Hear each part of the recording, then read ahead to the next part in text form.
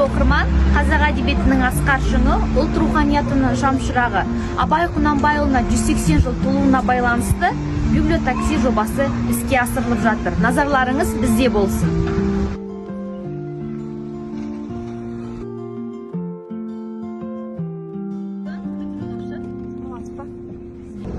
Сіз библиотаксиға келдіңіз. Бұл жерде Абай Құнанбайұлының 180 жылдығына толуына байланысты ұйымдастырылып жатыр. Сізге Абай Құнанбайұлының өмірі мен шығармашылығынан сұрақтар қоямыз. Сіз сұраққа нақты дұрыс жауап берсеңіз, сізге қажетті жеріңізге жеткізіп береміз және Абайдың кітабын сізге сыйға береміз. Бірінші сұрағымды бастайын. Абай Құнанбайұлының шығармаларында қай ақындардың шығармаларын аударған? Пушкин, Байрон, Крылов и Лермонтовтың тағы басқа ақындардан. Абай Құнанбайұлының өлеңдерінде қандай тақырыптар көрініс табады? тіл, табиғат, адамгершілік, ақыл парасат жайлы тағы басқа да тақырыптарды жазған. Рахмет, жарайсың. Абай Құнанбайұлы қай жылы өмірден озды? Дұрыс айттың. Жарайсың, рахмет. Сұрағыңа рахмет. Барлығы нақты жауап бердің. Саған Абай Құнанбайұлының өлеңдеріменен қара сөздер жинақталған кітапты сыйға тартамыз. Міне сенің қажетті жеріне де жетіп қалдық. Рахмет. Сау болыңыз. Рахмет.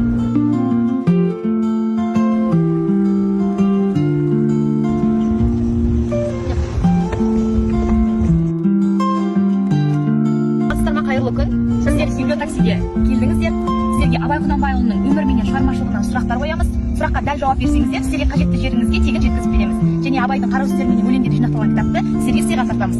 Бірінші сұрағымды қойсам, Абай Құнанбайұлы кім? Білесіздер ме? Рахмет. Абай Құнанбайұлы қай жылы дүниеге келді? 1845 жылы 10 тамызда дүниеге келген. Рахмет. Енді келесі сұрағым, Абай Құнанбайұлы қай өңірде туылды? Семей облысы, Шыңғыста өңірінде дүниеге келген. Рахмет сұрақтарыңызға. Абай Құнанбайұлының өмірімен сусындап, шығармашылығымен танысып жүре беріңіздер. Сіздерге біздің Қонаев атындағы Жамбыл облыстық балалар мен жасөспірімдер кітапханасынан Абайдың қара сөздері мен өлеңдері жинақталған кітапты сыйға тартамыз. Ой, рахмет.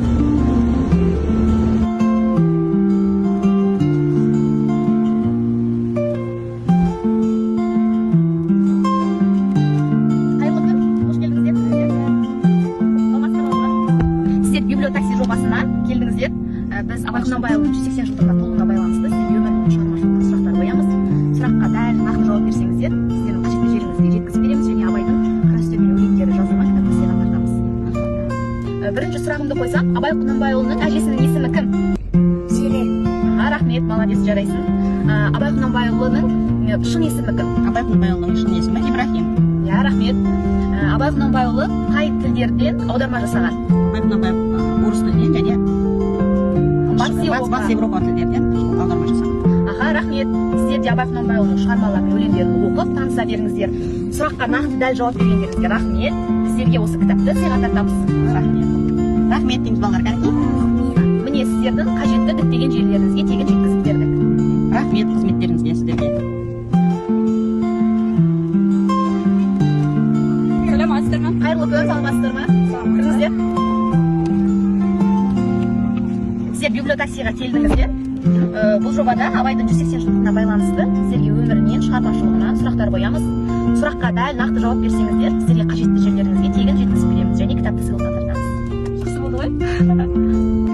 Сұрақты бастамас бұрын Абай Құнанбайұлының өлеңін білесіз бе? Қандай өлеңін білесіз? Айтып берші онда. Симбаз болма әлмеге, өнепаз болсаң арқалан, сен де бір кібірленге, тегі тапта бақыр. Рахмет. Міне, мына кітап саған.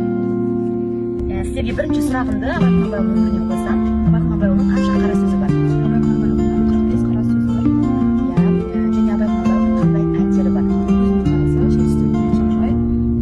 Сегіз аяқ, айтып саған қаламқас, тағы басқа әндері бар. Тағы Абай Құнанбайұлы жайлы қандай романды, қай ақын жазды? Мұхтар Әуезов Абай жолын жазды. Рахмет.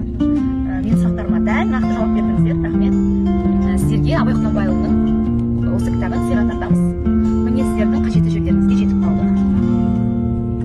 Оқырман, бұл Қонаев атындағы Жамбыл облыстық жасөспірімдер мен балалар кітапханасы